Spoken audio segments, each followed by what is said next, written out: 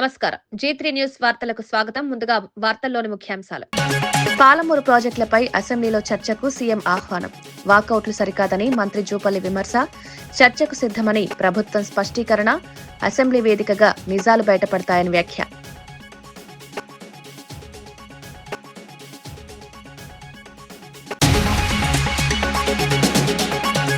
ఉపాధి హామీ లబ్దిదారుల్లో 62% మహిళలే అన్న సీతక్క. ఎస్సీ, బీసీ వర్గాలకు ఉపాధి హామీ ఆర్థిక భరోసా. మహిళల్లో ఆత్మవిశ్వాసం పెంచిన ఉపాధి హామీ పథకాన్ని బలోపేతం చేస్తామని మంత్రి సీతక్క స్పష్టం.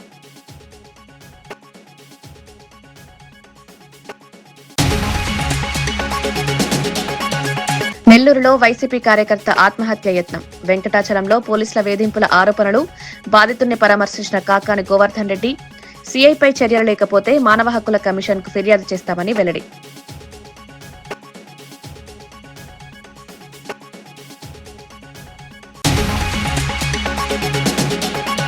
రాష్ట్ర ఆరోగ్య వ్యవస్థపై కోర్టు ఆగ్రహం. మెడికల్ కాలేజీల ప్రైవేటీకరణపై కన్నబాబు విమర్శ. 104 సేవలు ఆరోగ్యశ్రీ నిర్వీర్యమయ్యాయని ఆరోపణ. ప్రజారోగ్యంపై ప్రభుత్వ నిర్లక్ష్యమన్న కన్నబాబు.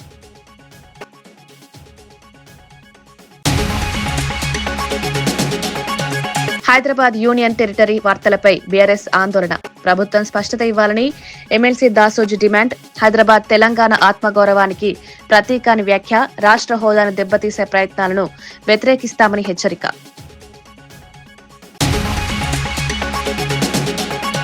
హైదరాబాద్ నగరాన్ని 2000 కిలోమీటర్ల వరకు విస్తరించి యూనియన్ టెరిటరీగా మార్చే కుట్ర జరుగుతోందన్న వార్తలపై బీఆర్ఎస్ ఎమ్మెల్సీ దాసోజు శ్రవణ్ కుమార్ తీవ్ర ఆందోళన వ్యక్తం చేశారు. ఈ ప్రచారం ఎంతవరకు నిజమో ప్రభుత్వం స్పష్టంగా చెప్పాలని డిమాండ్ చేశారు. హైదరాబాద్ తెలంగాణ ప్రజలు ఆత్మగౌరవానికి ప్రతీక అని పేర్కొన్నారు. నగర విస్తరణ పేరుతో ప్రజల హక్కులను కాలరాస్తే ఊరుకోబోమని హెచ్చరించారు. ప్రభుత్వం ఈ అంశంపై మౌనం పాటించడం అనుమానాలకు తావిస్తోందన్నారు. హైదరాబాద్ భవిష్యత్తుపై జరుగుతున్న నిర్ణయాలను ప్రజల ముందుకు తీసుకురావాలని కోరారు. రాష్ట్ర హోదాను దెబ్బతీసే ఏ ప్రయత్నాన్నైనా బీఆర్ఎస్ తీవ్రంగా వ్యతిరేకిస్తుందని స్పష్టం చేశారు. సోషల్ మీడియాలో వార్తలు వస్తున్నాయి, పేపర్లలో వార్తలు వస్తున్నాయి, టీవీలలో వార్తలు వస్తున్నాయి. ఈ 2000 కిలోమీటర్లు చేయటం వెనుక హైదరాబాద్ను యూనియన్ టెరిటరీగా మార్చివేయటంలో ఒక సానుకూలమైనటువంటి ఒక ఫెసిలిటేషన్ జరుగుతుందా అనే అనుమానం కలుగుతుంది. ప్రభుత్వం దయచేసి దానికి సమాధానం చెప్పాలని చెప్పి కోరుతాను. That means you are cutting the entire మెడబట్టి పిసికినట్టు తెలంగాణ. హైదరాబాద్ను కనుక మీరు యూటీ చేసి కేంద్ర ప్రభుత్వ పరిధిలో తీసుకపోతే తెలంగాణ ప్రజల నోట్లో మన్ను కొట్టినట్టు శంకరన్న మొత్తం ప్రజలందరికీ కూడా ఇబ్బంది జరుగుతుంది. ఇది ఇక్కడి నుంచే మనమంతా బతుకుతాం. పెన్షన్లు రావాలన్నా, రైతు బంధు రావాలన్నా, అన్ని రకాల అభివృద్ధి పథకాలు జరగాలంటే హైదరాబాద్ మనది కావాలి. కానీ ఈరోజు కేంద్ర ప్రభుత్వం కొట్టివేయాలనే ప్రయత్నం జరుగుతుందని చెప్పని చర్చలు వస్తున్న నేపథ్యంలో దీన్ని ఒక విస్తృతమైనటువంటి ఒక రీతిలో దీన్ని పెనట్రేట్ చేస్తున్నప్పుడు భయం కలుగుతుంది. దానికి కూడా సమాధానం చెప్పాలని చెప్పి నేను కోరుతా ఉన్నాను. రాష్ట్రంలో ఆరోగ్య వ్యవస్థ దయనీయ స్థితిలో ఉందని మాజీ మంత్రి కురసాల కన్నబాబు తీవ్ర విమర్శలు చేశారు. మెడికల్ కాలేజీలను ప్రైవేట్ కమ్మేస్తున్నారని, 104 సేవల్లో కనీసం షుగర్, బీపీ మందులు కూడా ఇవ్వడం లేదని కోర్టు ఆగ్రహం వ్యక్తం చేసిందన్నారు. ఆరోగ్యశ్రీ నిర్వీర్యమైందని, ఫీజు రియంబర్స్మెంట్ ఇవ్వడం లేదని తెలిపారు. ప్రభుత్వ ఆసుపత్రుల్లో ఆక్సిజన్ ప్లాంట్ల నిర్వహణ కూడా సరిగా లేదని పేర్కొన్నారు. ఇంత జరుగుతున్నా ప్రభుత్వం అప్పు తెచ్చిన 2,66,000 కోట్లను ఏం చేశారని ప్రశ్నించారు. ప్రజారోగ్యంపై ప్రభుత్వం నిర్లక్ష్యం చేస్తోందని ఆరోపించారు. ఈ పరిస్థితులు కొనసాగితే ప్రజల ఆరోగ్యం తీవ్ర ప్రమాదంలో పడుతుందని హెచ్చరించారు. మరి ఏంటి మీరు ఏం చేస్తున్నారు? ఈ 2,93,000 కోట్లు ఏం చేశారు స్వామి చెప్పండి. మందులు ఎవరు? ఆరోగ్యశ్రీ లేపేశారు. ఫీజు రింబర్స్మెంట్ ఇవ్వరు. అన్నదాత సుఖీభావ ఒకసారి ఇచ్చారు, అది కూడా అరకొరగా ఇచ్చారు. మేము అమ్మఒడి అంటాం, మీరేమో వాళ్ళ పేరు పెట్టారు తల్లికి వందనం. 30 లక్షల మంది కట్టింగ్ 13,000 ఇస్తున్నారు. అది కూడా లేచిపోయింది. సంవత్సరం 3 సిలిండర్లు, సంవత్సరన్నర అయింది, 1 సిలిండర్ ఇచ్చారు. మిగతా వాళ్ళకి డబ్బులు పడలేదు. ఆడబెట్టినది అటే పోయింది, అమ్మఒడి ఇటే పోయింది. మీ పీపీపీ ఎటు పోయిందో తెలీదు. మీ పీపీపీ కోర్టులో ఉంది. ఒక హాస్టల్లో మంచినీళ్ళు ఇవ్వలేరు, ఒక స్కూల్కి రంగు వేయించలేరు. జగన్ గారి హయాంలో ఆగే నాడు నేడు ప్రోగ్రాం ముందుకు తీసుకెళ్లలేరు. ఒక ట్యాబ్ లేదు. ఏమిచ్చారు?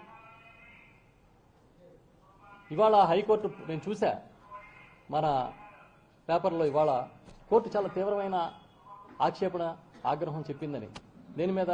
హాస్టళ్ల పనితీరు మీద, నిర్వహణ మీద. మంచినీళ్లు కూడా ఇవ్వలేని దుస్థితికి మీరు హాస్టల్ దిగజార్చేశారని మాట్లాడిందని. 3000 హాస్టల్ పర్యవేక్షణ చేయలేకపోతారా, మీకు చేత కావట్లేదా అని అడిగిందని కోర్టు. న్యాయమూర్తులు ఆవేదన చెందారని. మీకు తెలుసా, కురుపాం దగ్గర ఒక హాస్టల్లో తాగునీరు ఇవ్వకపోవడం వల్ల సుమారు 250 మంది కామెర్లో వాతన పడి పిల్లలు, అందులో 2 పిల్లలు చనిపోతే, గిరిజన బాలికలు. కనీసం స్పందన లేదు ఈ గవర్నమెంట్కి. మా నాయకుడు జగన్మోహన్ రెడ్డి గారు వెళ్ళి ఆసుపత్రిలో వాళ్ళందరినీ పరామర్శించారు. మీకు బాధ్యత లేదా? తీరా చూస్తే ఏమైంది? జగన్ గారు పెట్టిన ఆర్ఓ ప్లాంట్ల మెయింటెనెన్స్ కూడా మీరు చేయకపోవడం వల్ల ఈ నీరు కలుషితమైందని కదా తేలింది. మరి ఏం చేశారు? 2,93,000 కోట్లు. స్కీములు ఇవ్వట్లేదు, డెవలప్మెంట్ లేదు. మీరు చేసేదంతా ఒక్కటే ప్రచారం. ఇప్పుడు అమరావతినైనా సక్రమంగా చేస్తున్నారంటే అది అక్కడక్కడే ఉంది. నీళ్లు తోడడం దగ్గర, తుప్పలు తీయడం దగ్గర ఉంది. అలాగే ఎంతకాలం నీళ్లు తోడతారు, ఎంతకాలం తుప్పలు కొడుతూ ఉంటారు? అవి కొడుతున్నాయంటే మళ్ళీ ఇంకో పక్కన వచ్చేస్తున్నాయంట. మనం ఎక్కడ వీడియో చూశాను, ఆఫీసర్లోనే మంత్రి గారు సమీక్షించిన వీడియో.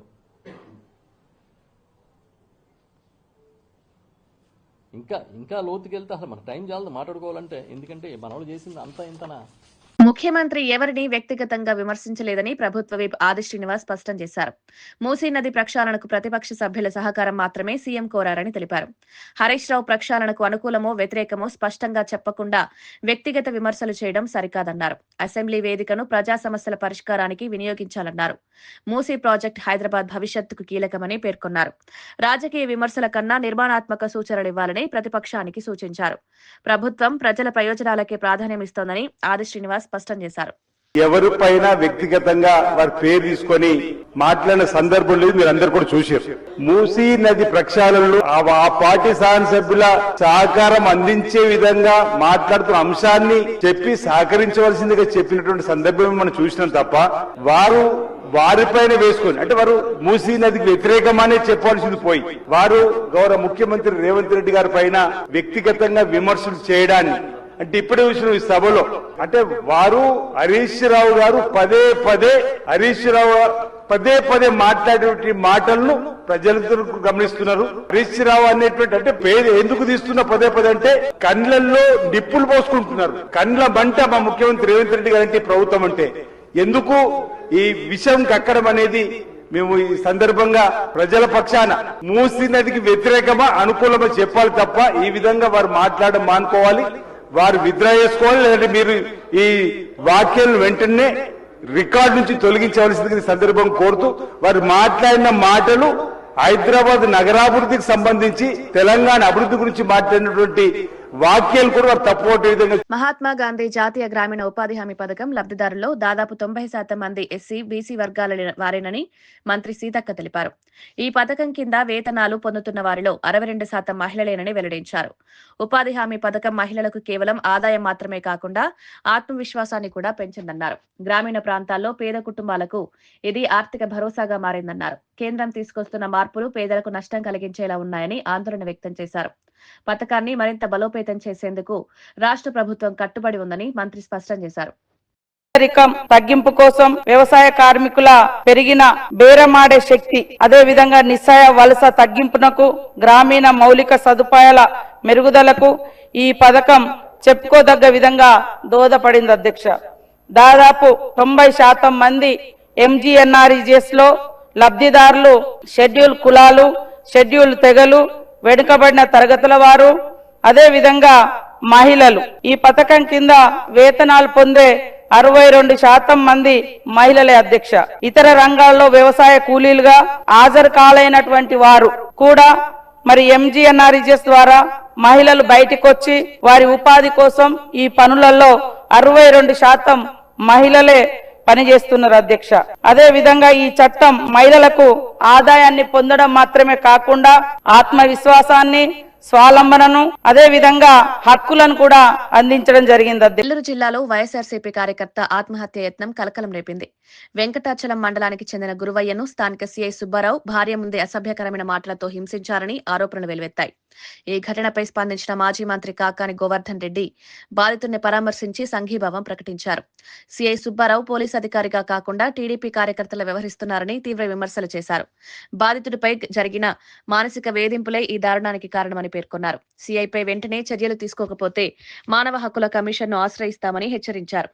ఈ ఘటన పోలీస్ వ్యవస్థ పనితీరుపై ప్రశ్నలు లేవనెత్తు రాష్ట్రంలో రాజకీయ దుర్వినియోగం పెరుగుతోందని చర్చకు దారితీసింది. పార్టీకి సంబంధించినటువంటి వ్యక్తులు కుటుంబ సభ్యుల్లో కొంతమందిని ప్రోత్సహించి గురవయ్య అనేటువంటి వ్యక్తి వైఎస్ఆర్ కాంగ్రెస్ పార్టీలో ఉంటాడు, మాతో పాటు తిరుగుతుంటాడు, హుషారుగా ఉత్సాహవంతంగా ఉండేటువంటి కార్యకర్త ఇబ్బందులు పెట్టాలని ఆ కుటుంబ సభ్యులు తెలుగుదేశం పార్టీ వాళ్ళ దగ్గరికి వెళితే తెలుగుదేశం పార్టీ వాళ్ళు ఈ గురవయ్య అనేటువంటి వాడు వైఎస్ఆర్ కాంగ్రెస్ పార్టీలో చురుగ్గా పాల్గొనేటువంటి కార్యకర్త కాబట్టి ఇబ్బందులు పెట్టాలి అనేటువంటి ఆలోచనతో వెంకటాచలం పోలీసులకు చెప్పడం, సివిల్ మ్యాటర్ పోలీసులకు సంబంధం లేనటువంటి దానిలో ఈరోజు అక్కడ సిఐగా వ్యవహరించేటువంటి సుబ్బారావు ఎవరైతే ఉన్నారో ఆయన కాకి చొక్కా విప్పేసి పసుపు చొక్కా వేసుకుని పనిచేస్తున్నాడు. అక్కడ ఆయన ఇష్టారాజ్యంగా మాట్లాడడం, ఇష్టారాజ్యంగా వ్యవహరించడం, దానిలో భాగంగా ఎంతో దారుణం అంటే తీసుకొచ్చి కొట్టడం, తిట్టడం, బూతులు ఏ విధంగా మాట్లాడారు అంటే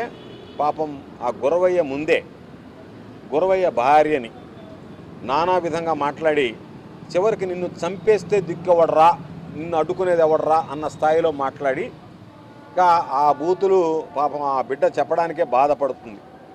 ఆ స్థాయిలో భార్యను మాట్లాడేటప్పటికీ తను దెబ్బలు కోర్చుకోగలడు. ఈరోజు ఆ విధంగా మాట్లాడేటప్పటికీ దాన్ని తట్టుకోలేక వెళ్ళి ఈరోజు ఆత్మహత్యకు పాల్పడడం జరిగింది. ఈరోజు డాక్టర్లతో మాట్లాడడం, ప్రాణాపాయ స్థితిలో కొట్టుమిట్టాడుతున్నాడు. ఇబ్బందికర పరిస్థితులు మరో 24 గంటలు గడవాలి. అది కిడ్నీల మీద ఎంతవరకు దాని ప్రభావం ఉంటుందో ఇప్పుడే చెప్పలేము అని చెప్పి డాక్టర్ చెప్పడం జరిగింది. అంటే పోలీసు వ్యవస్థ ఈ జిల్లాలో రోజు రోజుకి ఎంత దిగజారిపోతుంది, ఏ స్థాయిలో ఈరోజు వైఎస్ఆర్ కాంగ్రెస్ పార్టీకి సంబంధించినటువంటి వాళ్ళని ఇబ్బందులు గురి చేస్తుంది. ఈ వ్యక్తి ఎవరైతే ఉన్నారో సుబ్బారావు అనేటువంటి వ్యక్తి ఎంత అవినీతికి పాల్పడుతున్నాడో, ఎంత అక్రమాలకు పాల్పడుతున్నాడు అనేటువంటిది ప్రతి ఒక్కరికి చెప్పాల్సినటువంటి అవసరం లేదు. పోలీస్ శాఖలో ఉన్నటువంటి ఉన్నతాధికారులకు కూడా ఇప్పటికే ఆయనకు సంబంధించినటువంటి అవినీతి అక్రమాల చిట్టా అంతా ఇంత కాదనేటువంటిది అర్థమైంది. ఈరోజు తను అవినీతికి పాల్పడుతూ విచ్చలవిడిగా డబ్బులు సంపాదిస్తూ ఈ అక్రమాలన్నీ చేస్తూ తెలుగుదేశం పార్టీ అండ ఉంటే నన్ను ఎవరు ఏమీ చేయలేరనేటువంటి ఒక ఉద్దేశంతో ఈరోజు వైఎస్ఆర్ కాంగ్రెస్ పార్టీకి సంబంధించి తెలుగుదేశం వాళ్ళు చెప్పిన వెంటనే జీ హుజూర్ అంటూ ఈరోజు వాళ్ళకి గులాంగిరి చేస్తూ వాళ్ళు చెప్పినటువంటి ఆదేశాలన్నీ పాటించేటువంటి పరిస్థితి. ఎంత నీచమైనటువంటి స్థాయికి సుబ్బారావు దిగజారిపోయాడంటే వైఎస్ఆర్ కాంగ్రెస్ పార్టీ ఎవడన్నా ఫ్లెక్స్లు కడితే అది ఇప్పించేది సుబ్బారావే, ఇంకెవరు తెలుగుదేశం పార్టీ నాయకులు కూడా రారు. ఎవరన్నా తెలుగుదేశం పార్టీ వాడు ఫ్లెక్స్ కట్టాలంటే సుబ్బారావు కడతాడు. అందుకని అంత నీచ స్థాయికి దిగజారిపోయి ఈరోజు కారణం ఏంది, ఎప్పుడూ లేనటువంటిది హస్మూరు దర్గా దగ్గర ఒక పవిత్రమైనటువంటి స్థలంలో ఈ సుబ్బారావు వెళ్ళి డైమండ్ డబ్బా ఆడించి వాళ్ళ దగ్గర డబ్బులు తీసుకున్నాడు. గోలగమూడి పుణ్యక్షేత్రం గోలగమూడి అనికేపల్లికి సంబంధించి అక్కడ డైమండ్ డబ్బా ఆడారు.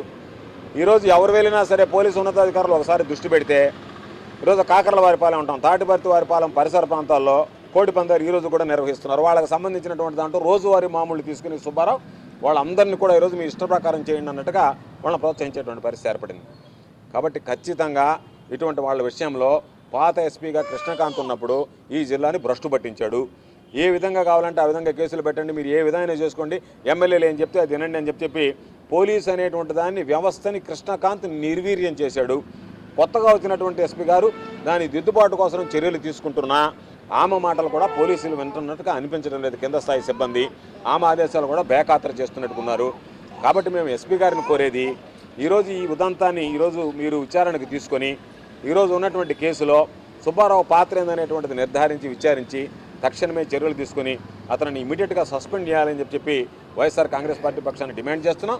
తప్పనిసరిగా ఆ కుటుంబానికి అండగా నిలవడంతో పాటు గురవయ్య కుటుంబానికి రాబోయేటువంటి రోజుల్లో గురవయ్య లాంటి వ్యక్తులను తీసుకొస్తే జనవరి 1వ తేదీ పాపం పసిబిడ్డలు చిన్న బిడ్డలు పాపం మా కుటుంబం గోడుగోడమంటుంది. ఏదైనా జరిగితే గురవయ్యకి మా కుటుంబం వీధిని పడేటువంటి పరిస్థితి ఏర్పడుతుందని అంటే గురవయ్య చెప్పాడు, అయ్యా నాకెందుకో ఆ సిఐ సుబ్బారావు మాట్లాడినటువంటి మాటలు అన్నం తినడానికి కూడా ఇష్టపడక నా కళ్ళ ముందే నా భార్యని మాట్లాడిన తర్వాత నా కోసరం నన్ను నమ్ముకొని వచ్చినటువంటి నా భార్యని ఈరోజు తిట్టు తినాల్సినటువంటి పరిస్థితి ఏర్పడింది కదా ఆమెకని చెప్పి నాకు మనస్సాక్షి అంగీకరించక నేరుగా పనుల్లోకి వెళ్ళి మందు దాగి చనిపోవాలనిపించింది. కాబట్టి నిజంగా చనిపోవాలనే మందు దాగానని చెప్తున్నాడంటే ఈ సిఐ అనేటువంటి వాడు ఎంత నిర్దాక్షిణ్యంగా వ్యవహరిస్తున్నారు, పోలీసు వ్యవస్థ ఎంత దారుణంగా ప్రవర్తిస్తుంది, పోలీసులు ఏ విధంగా ఈరోజు ప్రజలకు సంబంధించినటువంటి మాన ప్రాణాలతో చెలగాటమాడుతున్నారు అనేటువంటి దానికి ఇది ఒక ఉదాహరణ.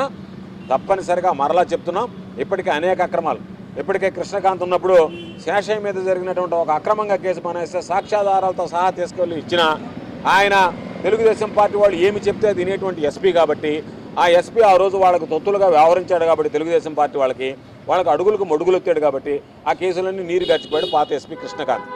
ఈ రోజు వచ్చినటువంటి ఎస్పీ గారు కాస్త ధైర్యంగా తీసుకోవాలి, ముందుకు వెళ్లాలన్నటువంటి ఆలోచన చేసిన ఆ పాత వాసన ఇంకా పోయేటువంటి. నెల్లూరు జిల్లా తోటపల్లి గూడూరు మండలం ముంగలదొర్వు గ్రామంలో తాగునీటి సమస్యకు పరిష్కారంగా వీపీఆర్ ఫౌండేషన్ ఆధ్వర్యంలో ఏర్పాటు చేసిన వీపీఆర్ అమృతధార వాటర్ ప్లాంట్ ను ఘనంగా ప్రారంభించారు. ఈ కార్యక్రమంలో MP Vemireddy Prabhakar Reddy, Sarvepalli MLA Somireddy Chandramohan Reddy, TDP జిల్లా అధ్యక్షుడు బీద రవిచంద్ర పాల్గొన్నారు. గ్రామ ప్రజలకు స్వచ్ఛమైన తాగునీరు అందించడమే లక్ష్యంగా ఈ ప్లాన్ ను ఏర్పాటు చేసినట్లు నేతలు తెలిపారు. గ్రామీణ ప్రాంతాల్లో ఆరోగ్య సమస్యలను తగ్గించేందుకు ఇలాంటి ప్రాజెక్టులు ఎంతో అవసరమని అభిప్రాయపడ్డారు. ప్రజా భాగస్వామ్యంతో చేపట్టిన ఈ ప్రయత్నం ఇతర గ్రామాలకు ఆదర్శంగా నిలుస్తుందన్నారు. తాగునీటి సమస్యకు శాశ్వత పరిష్కారం చూపే దిశగా ఇది కీలక ముందడుగని పేర్కొన్నారు.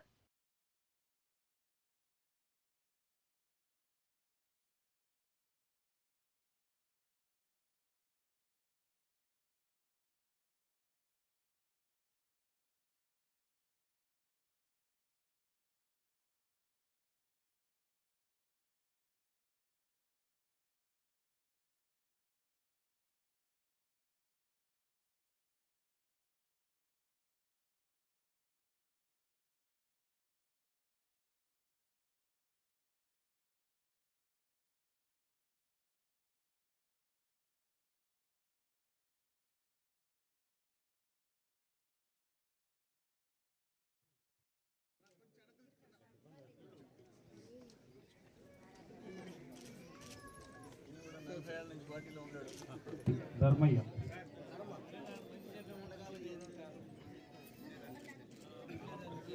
Okay sir. ప్రసాద్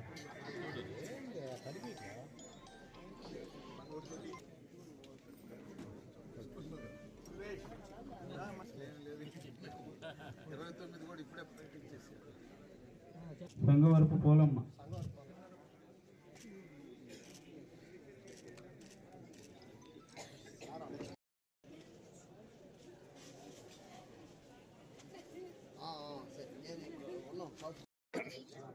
ధ్రువంతిష్టాష్టం ఆపదామపహత్తారం దాతారం ధనసంపదాం లోకాభిరామం శ్రీరామం మంగళమంగళే శివే సర్వాసార్గే శరణ్యే త్ర్యంబకే దేవి నారాయణ నమస్తే శ్రీగోరామరూపాభ్యాం యా దేవి సర్వమంగళ యోగోస్తంభితోనందర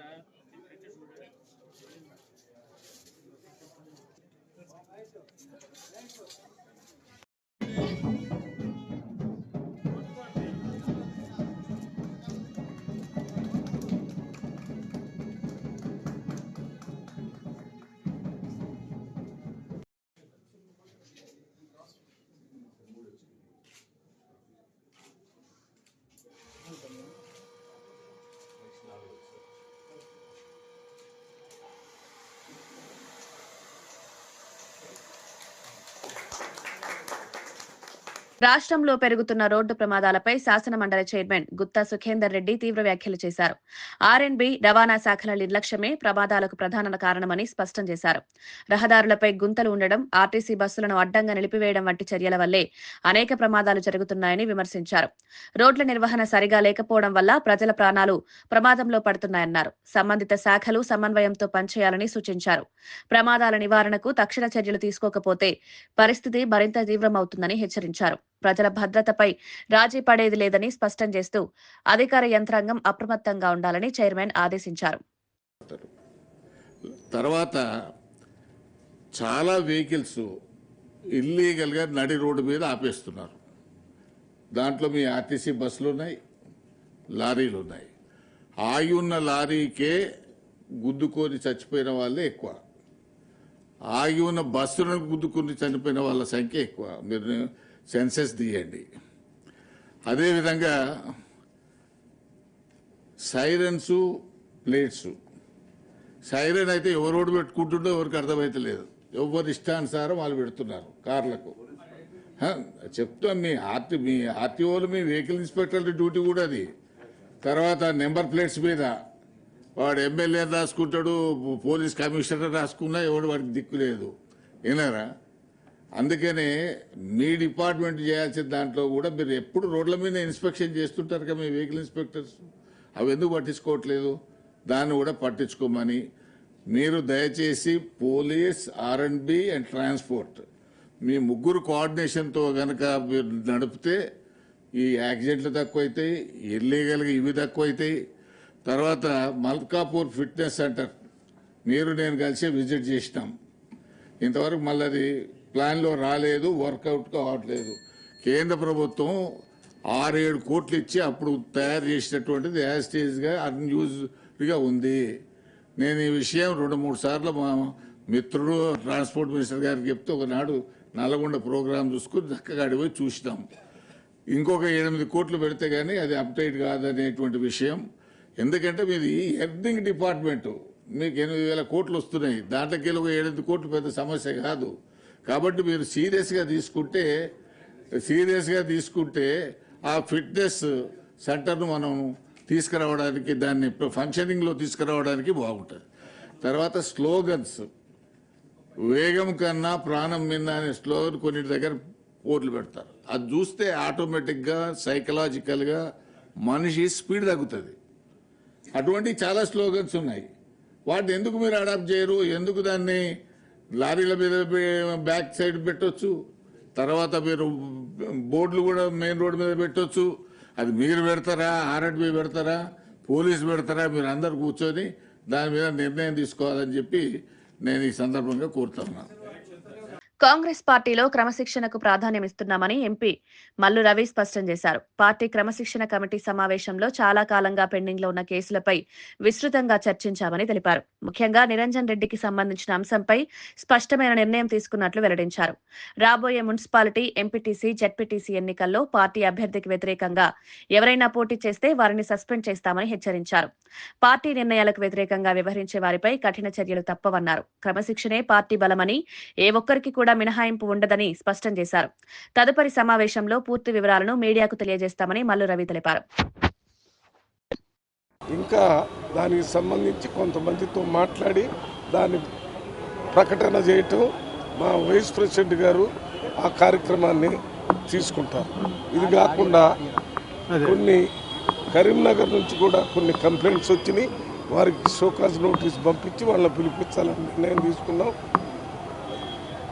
దక్కని మళ్ళీ మీటింగ్ జరిగినప్పుడు వివరాలన్నీ మీకు చెప్తాము. ఇప్పుడు త్వరలో మళ్ళీ మున్సిపల్ ఎలక్షన్లు, ఎంపీటీసీ, జెడ్పీటీసీ జరుగుతున్నాయి. కాబట్టి అందరూ పార్టీ డిసిప్లిన్ దృష్టిలో పెట్టుకుని వారు నిర్ణయాలు తీసుకోవాలని అందరికీ విజ్ఞప్తి చేస్తున్నాను. ఎందుకంటే రేపు వచ్చేటటువంటి మున్సిపాలిటీ కానీ, ఎంపీటీసీ, జెడ్పీటీసీలో కానీ పార్టీ గుర్తు మీద ఎన్నికలు జరుగుతాయి. పార్టీ గుర్తు మీద ఎన్నికలు జరిగి బీఫామ్ ఇచ్చినప్పుడు ఆ పార్టీ అభ్యర్థికి వ్యతిరేకంగా ఎవరైనా పోటీ చేస్తే వెంటనే క్రమశిక్షణ చర్యల్లో భాగంగా పార్టీ నుంచి సస్పెండ్ చేయటం జరుగుతుంది. పాలమూరు జిల్లా ప్రాజెక్టులపై కేసీఆర్ చేసిన వ్యాఖ్యలపై మంత్రి జూపల్లి కృష్ణారావు తీవ్రంగా స్పందించారు. కేసీఆర్ బయట యుద్ధం చేస్తారని చెప్పడం కాకుండా అసెంబ్లీలో చర్చించేందుకు రావాలని సీఎం రేవంత్ రెడ్డి ఆహ్వానించారని గుర్తు చేశారు. ఆ అవకాశాన్ని వదిలేసి మైక్ కట్ చేశారంటూ వాకౌట్ చేయడం సరికాదని విమర్శించారు. పాలమూరు ప్రాజెక్టుల విషయంలో ప్రభుత్వం స్పష్టమైన విధానంతో ముందుకు వెళ్తోందన్నారు. ప్రజల ప్రయోజనాల కోసం చర్చకు సిద్ధంగా ఉన్నామన్నారు. రాజకీయ ప్రయోజనాల కోసం వాకౌట్లు చేయడం ప్రజలకు మేలు చేయదన్నారు. అసెంబ్లీ వేదికగా సూటిగా చర్చిస్తే నిజాలు బయటపడతాయని మంత్రి స్పష్టం చేశారు. ప్రజలు ఎందుకు మాట్లాడతారు? శాసనసభ సమావేశాలు ఏర్పాటు చేస్తాం. స్పష్టంగా ఒకరోజు కృష్ణా జలాలపైన, ఒకరోజు గోదావరి జలాలపైన చర్చించుకుందాం రమ్మని చెప్పని స్పష్టంగా ఆహ్వానం పలకడం జరిగింది, చెప్పడం జరిగింది. ఈ రోజున హరీష్ రావు మైకు కేసీఆర్గా మేము మైకు స్పీకర్ గారు ఇవ్వలేదనేటువంటి నెపం పెడతా ఉన్నావు కదా హరీష్ రావు. నువ్వే ఉన్నావు కదా శాసనసభ లెజిస్లేటివ్ అఫైర్స్ మినిస్టర్గా 2018 సంవత్సరంలో. ఆనాడు కోమటిరెడ్డి వెంకటరెడ్డి గారు ఆనాటి శాసనసభ్యుడు, సంపత్ అలంపూర్ శాసనసభ్యుడు, కేవలం అసెంబ్లీలో గొడవ చేసిన నెపం పైన, ఏదో మాట్లాడిన నెపం పైన మొత్తం టోటల్గా వాళ్ళ టర్మునే టోటల్గా టర్మినేట్ చేసిండు. అంటే సభ్యత్వాన్ని రద్దు చేసిండు. మరి ఈ రోజున కేవలం ఈరోజు జరిగినటువంటి చర్చలో భాగంగా ఏది మూసీ ప్రక్షాళనకు సంబంధించి, మూసీ రివర్ ప్రాజెక్ట్ సంబంధించినటువంటి దానిపైన స్పీకర్ మైక్ ఇవ్వలేదని నువ్వు సెషన్ మొత్తం బైకాట్ చేస్తాను. అంటే ఎక్కడైనా ఏమాత్రం పొంతన ఉందా? గడచిన 10 సంవత్సరాల కాలంలో ఆనాడు జానారెడ్డి గారు ప్రతిపక్ష నాయకుడిగా ఉన్నప్పుడు ప్రతిపక్ష నాయకునికే ఆనాటి స్పీకరు మల్సునాచారి గారు ఎన్నో సందర్భాలలో మైక్ ఇవ్వని పరిస్థితి ఉంది. అట్లాగే పోచారం గారు ఉన్నప్పుడు కూడా. మరి ఎప్పుడు కూడా ఆనాటి ప్రతిపక్షం, కాంగ్రెస్ ప్రతిపక్షం ఎప్పుడు కూడా మొత్తం సెషన్ బహిష్కరించలేదే. ఎందుకు చేస్తూ ఉన్నారు ఇది? అంటే స్పష్టంగా కళ్ళకు కనపడే విధంగా కొట్టొచ్చినట్టుగా కనపడుతూ ఉంది. కేవలం పలాయనవాదం. అంటే ఏదైతే గౌరవ ముఖ్యమంత్రి రేవంత్ రెడ్డి గారు మాట్లాడడం జరిగిందో అన్ని అంశాల పట్ల, అంటే నీటి కేటాయింపులు, ప్రాజెక్టులు, నిధులు, పాలమూరు ప్రాజెక్టు అన్నింటిపైన చర్చ జరుగుదాం. ఎవరు తప్పిదాలు చేసిండ్రు, ఎవరు పాలమూరు జిల్లాకు, ఎవరు కృష్ణా జలాలకు అన్యాయం చేసిండ్రు, ఏ ప్రభుత్వాలు చేసినాయి, ఎక్కడ అవినీతి జరిగింది, మొత్తం కాలువలేంది, పంపులేంది, నిధులేంది, వ్యవహారం ఏంది, మొత్తం పూసగుచ్చినట్టుగా శాసనసభ వేదికగా చర్చిద్దామని చెప్పిన తర్వాత మీ బండారం బయటపడుతుంది. ఈ సాకును చూపించి ఈ నెపంతో మొత్తం సెషన్ రాకుండా పోతున్నట్టే కేవలం కృష్ణా జలాలపైన, పాలమూరు జలాలపైన మీరే బీరాలు పలికి రాజకీయ పబ్బం కోసం మాట్లాడి ఇలా అసలు వాస్తవం బయటపడుతుంది. చర్చలో మాట్లాడితే వాస్తవాలు బయటకు వస్తాయి. సాక్ష్యాలతో సహా మీ సంతకాలతోటి, మీ లెటర్లతోటి ఢిల్లీకి ఏం రాసిండ్రు, ఏమి ఇచ్చిండ్రు, నిధులేం ఖర్చు పెట్టిండ్రు, ఎవరికేం చేసిండ్రు, ఎంత దోపిడీ జరిగింది, ఇవన్నీ కూడా మొత్తం బండారం బయటపడుతుందని చెప్పనే శాసనసభకు రాకుండా తప్పించుకోవడం కోసం మాత్రమే ఈరోజు మీరు చేసిన డ్రామా స్పష్టంగా కనపడుతూ ఉంది. అమరావతిలో ఏపీ లిక్కర్ స్కామ్ కేసు కీలక మలుపు తిరిగింది. ఈ కేసులో నిందితుల రిమాండ్ను ఈ నెల 16వ తేదీ వరకు కోర్టు పొడిగించింది. విచారణ అనంతరం నిందితులను విజయవాడ జిల్లా జైలుకు తరలించారు. ఈ కేసు రాష్ట్ర రాజకీయాల్లో తీవ్ర చర్చకు దారితీస్తోంది. మద్యం పాలసీ అమల్లో అవకతవకలు జరిగాయనే ఆరోపణలతో ఇప్పటికే పలువురు అరెస్ట్ అయ్యారు. దర్యాప్తు సంస్థలు మరిన్ని కీలక వివరాలు సేకరిస్తున్నట్లు సమాచారం. లిక్కర్ స్కామ్ ద్వారా ప్రభుత్వ ఖజానాకు భారీ నష్టం వాటిల్లిందన్న ఆరోపణలు రాజకీయ దుమారం రేపుతున్నాయి. రాబోయే రోజుల్లో ఈ కేసు మరిన్ని కీలక మలుపులు తిరిగే అవకాశం ఉందని న్యాయవర్గాలు భావిస్తున్నాయి. ప్రజల్లోనూ ఈ వ్యవహారంపై తీవ్ర ఆసక్తి నెలకొంది.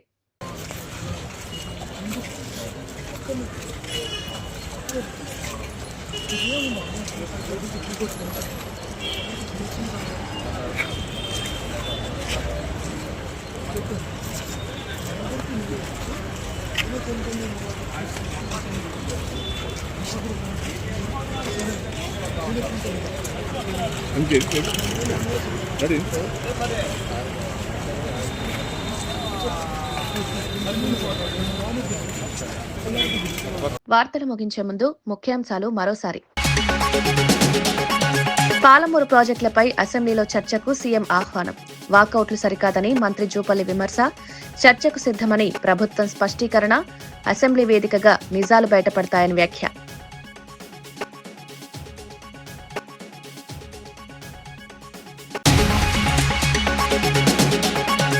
ఉపాధి హామీ లబ్ధిదారుల్లో 62% మహిళలే అన్న సీతక్క. ఎస్సీ, బీసీ వర్గాలకు ఉపాధి హామీ ఆర్థిక భరోసా. మహిళల్లో ఆత్మవిశ్వాసం పెంచిన ఉపాధి హామీ పథకాన్ని బలోపేతం చేస్తామని మంత్రి సీతక్క స్పష్టం.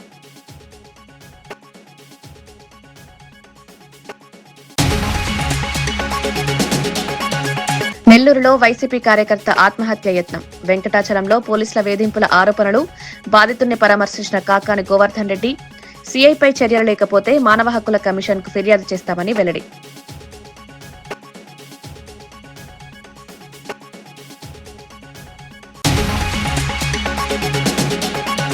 రాష్ట్ర ఆరోగ్య వ్యవస్థపై కోర్టు ఆగ్రహం. మెడికల్ కాలేజీల ప్రైవేటీకరణపై కన్నబాబు విమర్శ. 104 సేవలు ఆరోగ్యశ్రీ నిర్వీర్యమయ్యాయని ఆరోపణ. ప్రజారోగ్యంపై ప్రభుత్వ నిర్లక్ష్యమన్న కన్నబాబు.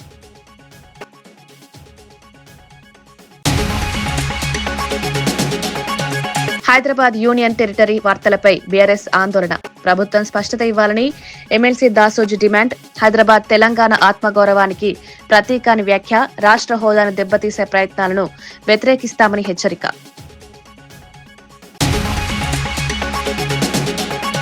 ఇవి ఈనాటి వార్తా విశేషాలు. మరో బులెటిన్లో మళ్ళీ కలుద్దాం. నమస్కారం.